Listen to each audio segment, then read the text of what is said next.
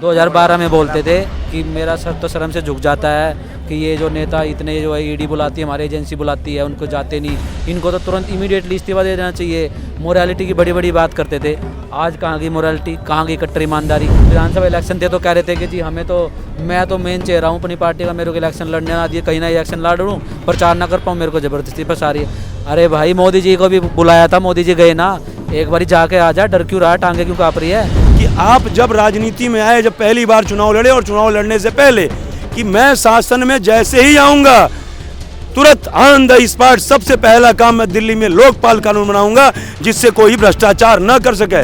तो आप बताइए आपका लोकपाल कानून कहाँ गया? सच्ची पत्रकारिता करने का संकल्प लिए हैं। जब मुझे कहिए आपके पास जब भी टाइम हो, आई कैन प्रूफ इट, मतलब all thing I can proof it.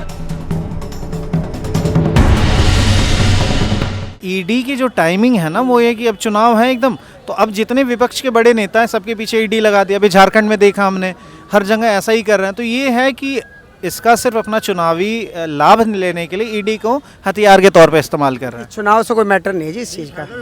4 साल से लग रही है ईडी काम कर रही है, ये थोड़ा ईडी ने आज ही इसको पकड़ा है, 2 महीने से पकड़ा ईडी इनको पकड़ रही है, 4 साल से पकड़ रहे हैं। तो आसाराम बाबू 4 साल से हो भी रहा है। मैं कह रहा हूँ फॉर इंस्टेंस मान लेते हैं पॉलिटिक्स कर रही है भाजपा, राजनीतिक पार्टी है, राजनीति करेगी, मान लीजिए कर भी रही है, मैं कह रहा हूँ ये आम पब्लिक के लिए हमारे लिए तो अच्छा ही है। भाजपा इनको पकड़ रही है, ये भाजपा को पकड़े दूसरे स्टेट में। तो मैं ये कह रहा किसी निष्पक्ष एजेंसी को अपने हथियार के तौर पे क्यों इस्तेमाल करना चाहिए? हथियार ये नहीं बोलना चाहिए, हथियार के तौर पे ईडी अगर सबूत ना दे तो बात ये बोली जाए। 338 करोड़ का सीबीआई थी यूपीए सरकार में की मनी ट्रेल शराब घोटाले में ईडी दे चुकी है। और जो हमारे केजरीवाल जी है जो 2012 में बोलते थे, 2012 में बोलते थे, सुनो 2012 में बोलते थे कि मेरा सर तो शर्म से झुक जाता है कि ये जो नेता इतने जो है ईडी बुलाती है, हमारी एजेंसी बुलाती है, उनको जाते नहीं, इनको तो तुरंत इमीडिएटली इस्तीफा दे देना चाहिए। मोरालिटी की बड़ी बड़ी बात करते थे, आज कहाँ की मोरालिटी, कहाँ की कट्टर ईमानदारी। जब विधानसभा इलेक्शन थे तो कह रहे थे कि जी हमें तो, मैं तो मेन चेहरा हूँ अपनी पार्टी का, मेरे को इलेक्शन लड़ने ना दिए, कहीं ना इलेक्शन लड़ लूँ, प्रचार ना कर पाऊँ, मेरे को ज़बरदस्ती फंसा रही है। अरे भाई मोदी जी को भी बुलाया था, मोदी जी गए ना, एक बारी जाके आ जा, डर क्यों रहा, टांगे क्यों काँप रही है। मनी ट्रेल तेरी, मैं केजरीवाल को ये कहना चाह रहा हूँ, तुम भाई केजरीवाल, मैं केजरीवाल को मेरा ये कहना है, तुम्हारी वजह से सिसोदिया, जैन और संजय सिंह को जमानत नहीं मिल रही, क्योंकि तुम उसमें एक अभियुक्त लिस्ट में हो, तुमसे पूछताछ करेगी, तुम आ नहीं रहे, उनको बेल नहीं मिल रही। भाई उनको क्यों दुखी करवा रहे हो जेल में? एक बार जाकर डिस्कस कर लो ईडी के साथ बैठ के, क्या मामला है, जो मसला है जिसको बिठाना हो बिठा लेगी। वो तो कह रहे हैं कि एक पैसा मिला नहीं, जानबूझ के सिर्फ हमको फंसाने के लिए बार बार निकाल लेता हूँ। जाकर मैंने पार्टी कर ली, दारू पी ली, मेरे जेब में कुछ मिलेगा आपको? पर चोरी तो कर ली। सारे विपक्ष यही कह रही कि ईडी को हमारे पीछे लगा रखा है, चाहे बिहार में है चाहे झारखंड। इसी बात का जवाब दे रहा हूँ। आसाराम बापू, 1 मिनट, आसाराम बापू किसके शासनकाल में जेल में गए? किसके शासनकाल में जेल में गए? अमित शाह के ऊपर किसके शासनकाल में मुकदमा जो है वो क्या कहते हैं लगा? तड़ीपार लोग बोलते थे। मोदी जी के ऊपर मुकदमा किसके शासनकाल में लगा?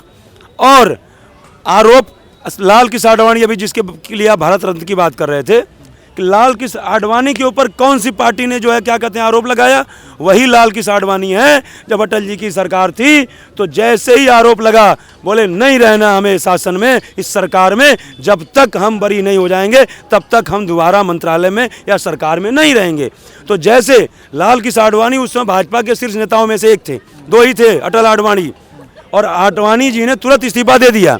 मैं फिर वही बात कहना चाहता हूँ कि जब आप जो है, ये बताइए कि आप जब राजनीति में आए, जब पहली बार चुनाव लड़े और चुनाव लड़ने से पहले कि मैं शासन में जैसे ही आऊंगा तुरंत ऑन द स्पॉट सबसे पहला काम मैं दिल्ली में लोकपाल कानून बनाऊंगा जिससे कोई भ्रष्टाचार न कर सके।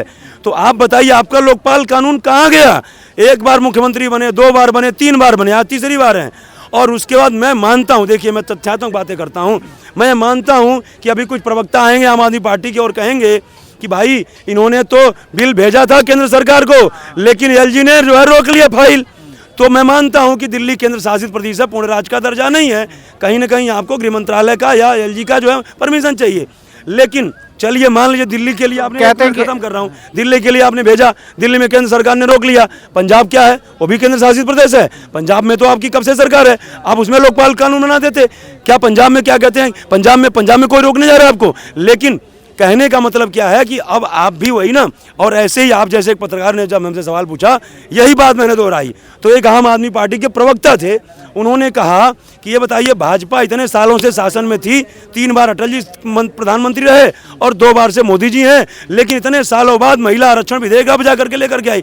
तो जब वो इतने सालों में कर रहे हैं तो हमने अभी तक लोकपाल कानून नहीं बनाया, तो किस बात क्या कौन सी गलती है? अब मैं ये कह रहा हूँ कि जब चुनाव से पहले, राजनीति में आने से पहले आप कहते थे कांग्रेस ही भ्रष्ट, भाजपा भ्रष्ट, सारी पार्टियां भ्रष्ट, और आज आप उन्हीं का वास्ता दे रहे हो कि वो उन्होंने इतने दिन में किया तो मैं भी कर लूँ, तो मैं भी इतने दिन में करूँगा, तो क्या गलती है? तो मतलब जब वो भ्रष्ट थे और उन्हीं का कह रहे हो कि उन्होंने किया, तब जब उन्होंने ये किया तो हम भी यही करेंगे, तो मतलब आपने खुद अपने आप को साबित कर दिया कि we are the corrupt party.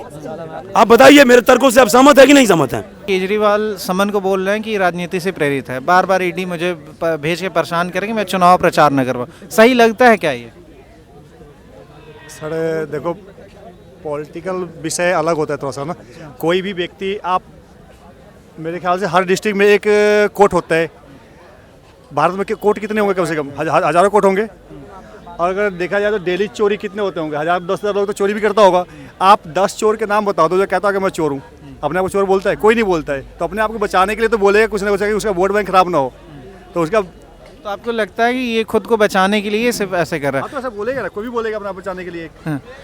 अच्छा, आपको क्या लगता है कि सच में केजरीवाल ने कुछ गलत किया है? शराब घोटाले में कोई घोटाला हो? उन्होंने गलत नहीं किया तो डर क्यों रहे? डर नहीं, अगर उन्होंने गलत नहीं किया है तो डर क्यों रहे? टाइम खराब नहीं करेगा? नहीं, कोई टाइम खराब नहीं करता है। कौन क्यों टाइम खराब कर रहा है? वो केंद्र सरकार है, ईडी है, ईडी किसी के अंडर में नहीं आती। ईडी को इतना अधिकार होता है सेंट्रल पे, स्टेट में किसी पे भी कर सकती है वो। क्यों ईडी को और किसी पास को नहीं जा रही? ईडी और किसी पास को नहीं जा रही है, किसको डरा रही है बताइए आप? आजकल का जो सिनेरियो है ना, everybody react on behalf of headline, nobody want to go in depth of news. मतलब आज की जो आम जनता है, मैं सबको नहीं बोल रहा हूँ, लेकिन जैसे ही खबर पड़े तुरंत चर्चा शुरू कर देंगे, डेप्थ की खबर नहीं पढ़ना चाहेंगे। ये जो है पहले कहते थे गोदी मीडिया, गोदी मीडिया, गोदी मीडिया, मतलब भारतीय जनता पार्टी ने मीडिया को खरीद लिया है। आपके चैनल के माध्यम से मैं बड़े होशो हवास में यह कहना चाहता हूँ, और आप यदि इस पे लंबा डिबेट करेंगे तो आई कैन प्रूफ इट, और जो सजा, जो भी मुझे जुर्माना होगा उसके लिए मंजूर हूँ। सुनिए एक मिनट, एक मिनट काउंटर ले ले। सही पत्रकारिता कर रहे हैं तो लोगों का जवाब सुनिए। ये जो है कहते हैं कि ईडी इनके इशारे पे चल रही है।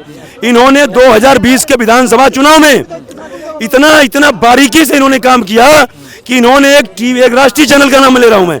अब मैं देखिए मेरा कितना हिम्मत कर रहा हूं मैं जो है लोकल चैनल नहीं, एक राष्ट्रीय न्यूज चैनल को, उसको पूरे चैनल को नहीं खरीदा, क्योंकि पूरे चैनल को खरीदते हैं तो पब्लिक को पता चल जाती खरीद लिया है।